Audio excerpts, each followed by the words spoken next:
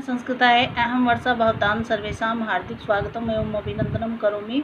तो मित्रों, आज हम आपको उपमान पूर्व पद कर्मधारय समास बताएंगे। ठीक है, कल हमने आपको तत्पुरुष समानाधिकरण कर्मधारय समास बताया था, जिसके कुछ उदाहरण थे। कृष्ण सर्प है, अपसर्पित है, और कृष्ण सर्प है नीलोत्पलम रक्त कमलम। और फिर एक किम छेपे सूत्र था, जो कुत्सित पुरुष है किम पुरुष है, कुत्सित देश है किम देश है, कुत्सित सखा किम सखा, और कुत्सित प्रभु किम प्रभु। किम पुरुष किम देश है, किम सखा किम प्रभु। ये आपके किम छेपे समानाधिकरण तत्पुरुष कर्मधारय समास में था। ठीक है, और आज हम आपको उपमान पूर्व पद कर्मधारय समास बताएंगे। ठीक है, उपमान पूर्व पद कर्मधारय का जो सूत्र है, उपमानानि सामान्य वचने हैं। उपमानानि सामान्य वचने हैं, इसका अर्थ है जब किसी वस्तु से उपमा दी जाए तो वह वस्तु जिससे उपमा दी जाए वह गुण जिसकी उपमा हो मिलकर कर्मधारय समास होंगे।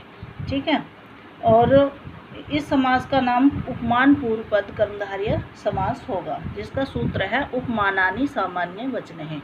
उपमानानि सामान्य वचने। अब देखिए, ये है घन इव श्याम है। घन इव श्याम है। घन क्या है? उपमान पूर्व पद है। भाई, उपमान पूर्व पद कर्मधारय समास में जो उपमान है वो पूर्व पद कर्मधारय होगा, पूर्व पद होगा, पूर्व पद में होगा। अब घन क्या है? उपमान पूर्व पद। तो श्याम है सामान्य गुण। ठीक है, तो ये हो गया घन इव श्याम है, घन श्याम। ठीक है, अब देखिए एक दूसरा सूत्र है, दूसरा उदाहरण है, चंद्र है इव आह्लादक है। चंद्रा आह्लादक है। तो चंद्र है उपमान पूर्व पद और आह्लादक है सामान्य गुण। ठीक है, तो जो ये घन है, घन से किसकी उपमा दी गई है? घन मीन्स बादल। ठीक है, बादल से उपमा दी गई है। भाई, किसी वस्तु की, मतलब श्याम है तो किसी वस्तु की किससे उपमा दी गई है? बादल। बादल कैसा होता है? काला, है ना, श्याम वर्ण का ही होता है। और यह बतलाया गया है कि ये वस्तु ऐसी श्याम है जैसे कि बादल होते हैं। बादल कैसे होते हैं? काले। तो ये ऐसी वस्तु है, ऐसी श्याम है ये वस्तु जैसे ये बादल है।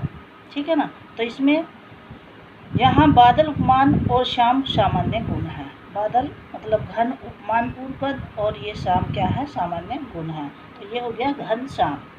ठीक है, और दूसरा है हमारा चंद्र है। चंद्र हमने अभी आपको बताया था उपमान, और आह्लादक है सामान्य गुण।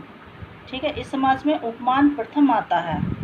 जो उपमान पूर्व पद कर्मधारय में उपमान जो है वो प्रथम आता है, इसलिए इसको उपमान पूर्व पद कर्मधारय समास कहते हैं। उपमान पूर्व पद कर्मधारय समास कहते हैं।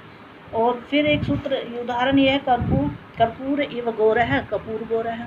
धवल इव दुग्ध है, धवल दुग्धम। ठीक है, धवल एवं दुग्धम, धवल दुग्धम। ये देखिए ये रहा। तो ये कुछ उदाहरण हैं जो बाबूराम सक्सेना में आपके दो ही उदाहरण हैं। उपमान पूर्व पद कर्मधारय मोस्ट इम्पोर्टेंट है जो आपके लिए। घन इव श्याम है, घनश्याम, और चंद्र इव आह्लादक है, चंद्र आह्लादक है। प्रश्न में ये भी पूछा जा सकता है, चंद्र क्या है? आपका सामान्य गुण है या उपमान पूर्व पद? तो आपको उपमान पूर्व पद बताना है। आह्लादक क्या है? उपमान पूर्व पद है या सामान्य गुण? इस तरीके के प्रश्न भी आ सकते हैं, तो आपको बताना है सामान्य गुण। ठीक है, फिर आपका एक और सूत्र है उपमानोत्तर पद कर्मधारय। उपमानोत्तर पद कर्मधारय। अब इसमें क्या है? इसमें उपमान पूर्व पद है, इसमें पूर्व पद उपमान पूर्व पद था, और इसमें उपमान जो है उत्तर पद में होगा। ठीक है, इसका जो उदाहरण है, इसका सूत्र है उपमितम व्याघ्र आदि भी सामान्य प्रयोगे। उपमितम व्याघ्र आदि भी सामान्य प्रयोगे। ठीक है, तो इसमें क्या है भाई, जब उपमित मतलब जिस वस्तु की उपमा दी जाए, कोई भी वस्तु है उसकी उपमा दी जाए, और उपमान जिससे उपमा दी जाए दोनों साथ साथ आवे, तब कर्मधारय समास को उपमानोत्तर पद कर्मधारय समास कहते हैं। समझ में आया? या तो ये और मतलब साथ साथ चले, जब मतलब जिस वस्तु की उपमा दी जाए और उपमान जिससे उपमा दी जाए, जिस वस्तु की और जिससे उपमा दी जाए, दोनों साथ साथ आवे तो उसे कर्मधारय समास को उपमानोत्तर पद कर्मधारय समास कहते हैं। इसका उदाहरण है मुखम कमलमिव, मुखम कमलमिव, तो मुख कमलम क्या हो जाएगा, मुख कमलम। तो कमलमिव क्या है, ये उपमान उत्तर में है। भाई मुख कैसा है, कमल के समान है, तो उपमान क्या है हमारा, कमल, इसमें कमल के जैसा है, तो ये उत्तर पद में है, बाद में है। ठीक है, उपमान क्या है, बाद में है।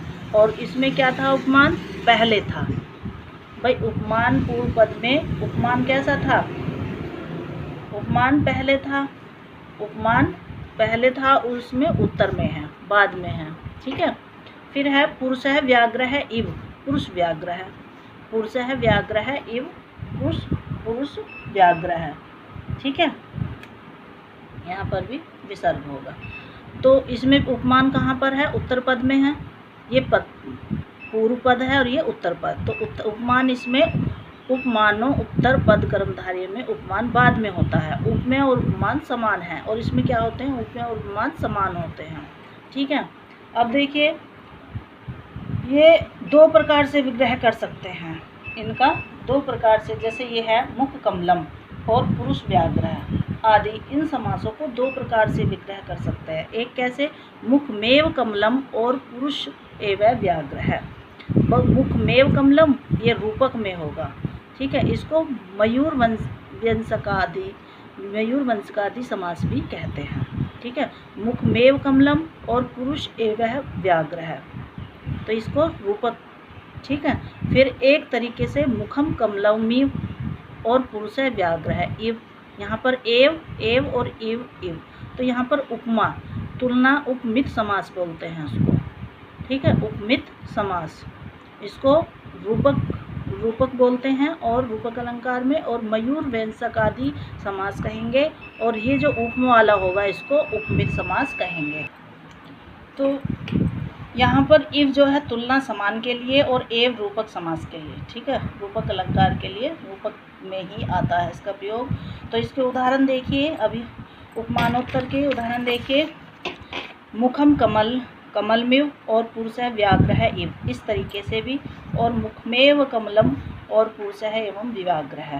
ठीक है, और फिर इसमें पुरुषः व्याघ्रः इव मुखम कमलमिव। ठीक है, मुख कमलम पुरुष व्याघ्रः, मुख कमलम पुरुष व्याघ्रः।